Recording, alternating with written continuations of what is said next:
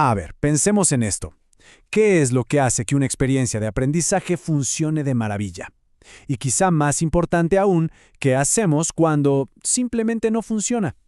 Hoy vamos a meternos de lleno en un desafío central de la psicopedagogía. Esa doble habilidad de construir el aprendizaje desde cero y al mismo tiempo saber cómo repararlo cuando algo falla.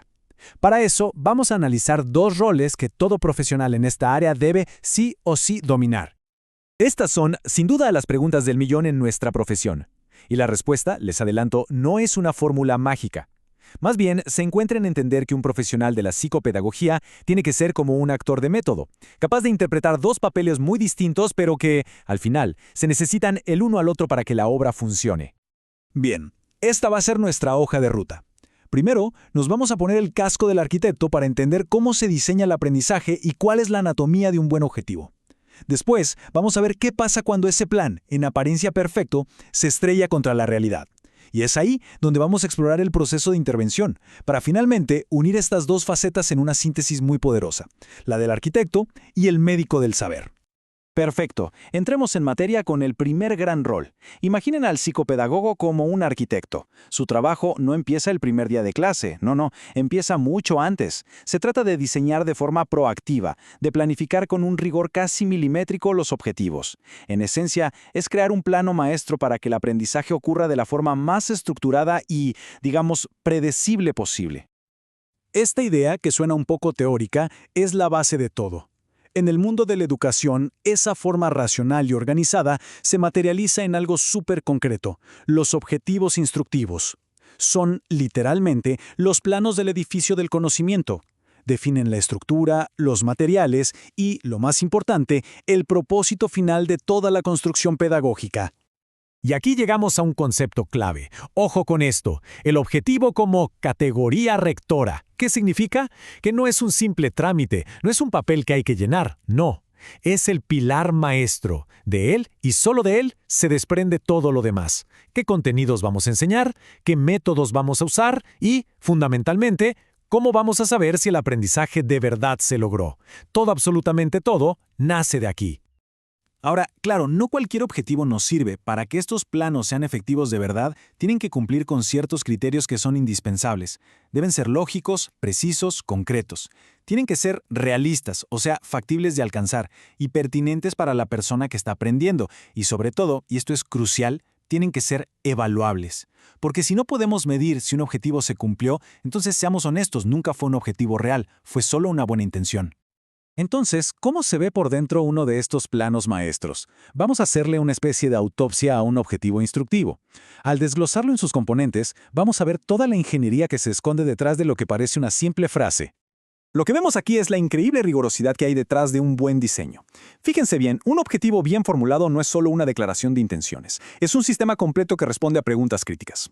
Define el qué hacer, la habilidad, el con qué, el conocimiento, el cuánto, el nivel de dominio y profundidad e incluso el cómo, los modos de actuación. O sea, no deja prácticamente nada al azar. A ver, centrémonos un momento en el nivel de asimilación, porque es vital. Piénsenlo así. No es lo mismo pedirle a un estudiante que reconozca un concepto, que es la familiarización, a que lo repita de memoria, que es la reproducción. El verdadero salto cualitativo, el que buscamos, ocurre en los niveles productivo y creativo. Ahí es donde se pide aplicar ese conocimiento para resolver problemas nuevos o incluso generar soluciones completamente originales. Como futuros profesionales, su desafío va a ser precisamente ese: diseñar objetivos que no se queden en la superficie, sino que empujen a los estudiantes hacia los niveles más altos del pensamiento. Hasta ahora todo suena perfecto, ¿verdad? Tenemos un arquitecto súper meticuloso que diseña un plano impecable, sin fisuras. Pero aquí es donde la historia da un giro. Porque ¿qué pasa cuando esa estructura perfecta, ese diseño pensado para todos, choca con la realidad? Una realidad que es tan compleja e impredecible como cada uno de los estudiantes. Esa simple pregunta lo cambia absolutamente todo.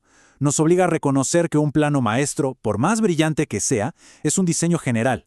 Pero el aprendizaje real, el que importa, es profundamente personal y muy a menudo exige una atención individualizada. Y es justo en este punto cuando se necesita otro tipo de experto, con un rol completamente distinto. Y aquí es donde entra en escena nuestro segundo rol, el psicopedagogo como médico. Cuando el plan del arquitecto no alcanza para un individuo, es momento de quitarse el casco y ponerse la bata de clínico. Su trabajo ya no es diseñar para la multitud, sino diagnosticar un problema específico y prescribir un tratamiento a medida. Eso es la intervención psicopedagógica. Y este proceso es tan metódico como el de la medicina de verdad. Primero se analiza la demanda para identificar el síntoma. Luego se planifican las pruebas diagnósticas, por así decirlo. Se recoge toda la información del paciente, se analizan los datos para encontrar la causa raíz de la dificultad y finalmente, con todo eso, se diseña y se implementa un tratamiento personalizado. Uno de los focos principales del médico es entender esta variable, que es crucial, la intencionalidad del estudiante, porque muchas veces el problema no está solo en el contenido o en el método, sino en la disposición interna, en la motivación, en el propósito que tiene el estudiante para aprender. Diagnosticar y trabajar sobre esto es muchas veces el corazón de una intervención exitosa. Bueno, ya hemos visto al arquitecto que planifica con antelación y al médico que repara sobre la marcha. Ahora llegamos al punto más importante de todos, la síntesis. Porque la clave de la excelencia en nuestra práctica no está en elegir uno de los dos roles, sino en entender cómo se fusionan, cómo se combinan para crear una práctica psicopedagógica que sea verdaderamente completa y eficaz. A ver, para que quede súper claro este contraste. El arquitecto es proactivo, diseña para todos antes de que surja el problema. El médico, en cambio, es reactivo, diagnostica para uno después de que el problema ya apareció.